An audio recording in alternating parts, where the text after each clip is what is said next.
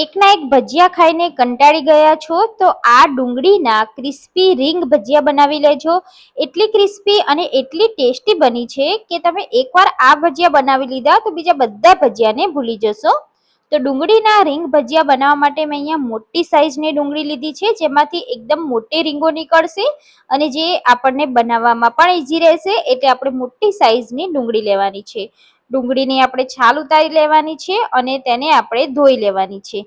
પછી આપણે એને આ રીતે થોડી સાઈઝમાં તેને કટ કરી લેવાની છે, થોડી ગેપ રાખી આ રીતે રીંગની સાઈઝમાં તેને કટ કરી લઈશું અને એમાંથી એક એક રીંગ આપણે અલગ કરી લેવાની છે। આવી જ રીતે આપણે બધી ડુંગળીમાંથી રીંગને અલગ કરી એક બાઉલમાં કાઢી લેવાની છે। તો અહીંયા જેટલી મોટી ડુંગળી હશે એટલી જ રીંગ એકદમ સરસ બનશે અને એના ભજીયા પણ બહુ જ સરસ બનશે, એટલે આપણે મોટી સાઈઝની ડુંગળી લીધી છે। તો એવી જ રીતે મેં બધી રીંગ અલગ કરી લીધી છે અને રેડી કરી દીધી। તો રીંગને આપણે સાઈડમાં રાખી દેવાની છે અને ભજીયા માટે આપણે બેટર બનાવવાનું છે। તો બેટર બનાવવા માટે એક બાઉલમાં આપણે 2 કપ જેટલો ચણાનો લોટ લેવાનો છે। અહીંયા તમારે જેટલી ક્વોન્ટિટીમાં બનાવવું હોય એ પ્રમાણે લોટ લેવાનો। એમાં આપણે 3 ચમચી ચોખાનો લોટ એડ કરવાનો છે, જેથી ભજીયા આપણા ક્રિસ્પી બનશે। એમાં આપણે અજમો એડ કરીશું, અજમાને થોડો મસળી લેવાનો છે। હવે આપણે સ્વાદ મુજબ તેમાં મીઠું એડ કરીશું। બધું સરસ રીતે મિક્સ કરી લેવાનું છે અને થોડું પાણી એડ કરી બેટર આપણે થોડું જાડું રાખવાનું છે। તો અહીંયા અજમો એડ કરવાથી સરસ મજાનો ફ્લેવર આવે છે અને ભજીયા ખાવામાં ટેસ્ટી લાગે છે, એટલે અજમો એડ કરવો જરૂરી છે। હવે આપણે એમાં પાણી એડ કરી આ રીતે બેટર બનાવવાનું છે। અહીંયા પાણીનો ઉપયોગ વધારે પડતો નથી કરવાનો, બેટર થોડું જાડું હોય એવું રાખવાનું, જેથી આપણી જે ડુંગળીની રીંગો છે એના ઉપર બેટર ચીપકેલું રહે, એટલે આપણે બેટર અહીંયા થોડું જાડું રાખવાનું છે। તો અહીંયા તમે જોઈ શકો છો બેટર મેં બનાવી લીધું છે। આ રીતનું મેં જાડું બેટર રાખ્યું છે, વધારે પણ જાડું નથી અને વધારે પણ પતલું નથી, એ રીતનું બેટર રાખ્યું છે। અહીંયા જો તમે આ ભજીયામાં હળદર એડ કરવી હોય તો તમે કરી શકો છો।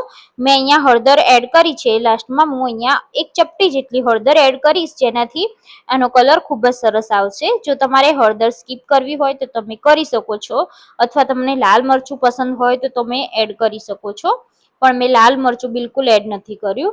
હવે આપણે આ બેટરનો ટેસ્ટ વધારવા માટે અહીંયા આપણે કોથમીર સમારીને એડ કરી દઈશું। કોથમીર ભજીયામાં એડ કરવાથી ભજીયા ખૂબ જ સરસ લાગે છે, એટલે આપણે ચોક્કસથી એડ કરીશું।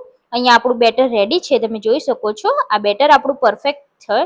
હવે આપણે જે રીંગ બનાવી છે એ એક એક રીંગને આપણે આ રીતે બેટરમાં ડીપ કરવાની છે। તમે જોઈ શકો છો કે બેટરનું કોટિંગ સરસ મજાનું રીંગ ઉપર આવી જાય છે। તો આ રીંગને હવે ડાયરેક્ટ આપણે તેલમાં ફ્રાય કરવા રાખીશું। આના ઉપર જેટલો લોટ છે એટલો તળવામાં આવી જશે અને જે વધેલો લોટ છે તે નીચે પડી જશે। તો આવી રીતે આપણે એક એક કરી રીંગને ભજીયા તેલમાં નાખી દઈશું। તો હવે આપણે આ રીતે ગરમ એકદમ સરસ મજાનું તેલ આવેલું હોવું જોઈએ અને ગેસની ફ્લેમ અહીંયા આપણે મીડિયમ રાખીશું। હવે આપણે એમાં એક એક રીંગ એડ કરતા જઈશું અને ભજીયાને તળતા જઈશું।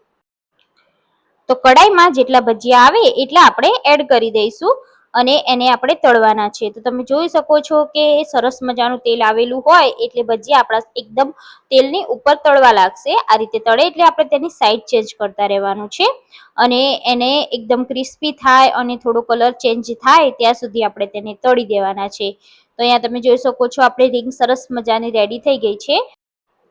તો આવી રીતે રીંગ તળાઈ જાય, ક્રિસ્પી થઈ જાય અને કલર ચેન્જ થઈ જાય એટલે આપણે રીંગને કાઢી લેવાની છે। તો અહીંયા તમે જોઈ શકો છો આપણા ડુંગળીના રીંગ ભજીયા રેડી છે।